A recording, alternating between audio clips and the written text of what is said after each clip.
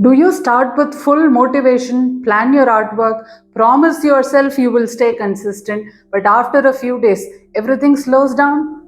Do you feel frustrated with yourself for not being able to stick to a routine? If consistency feels like a constant struggle, this video is for you. Many artists blame themselves for inconsistency.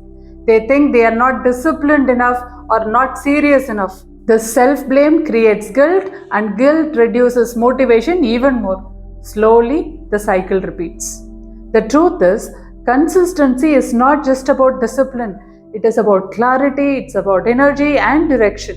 When these are missing, even the most sincere person struggles to stay consistent.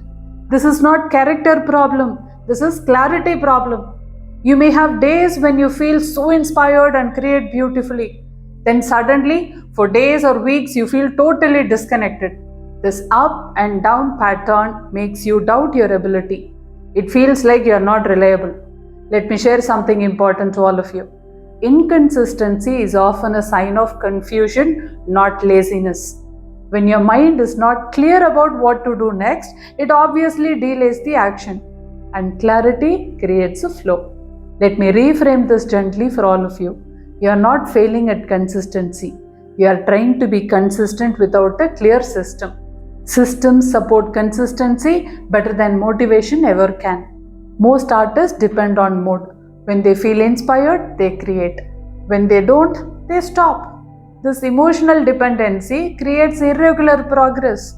Structure reduces dependency on your mood.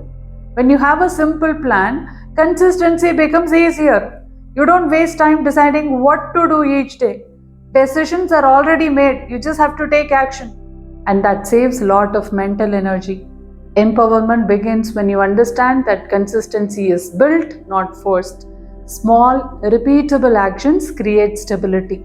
If you are ready to build consistency with ease and direction, comment art business below. That one step can change how you show up every day.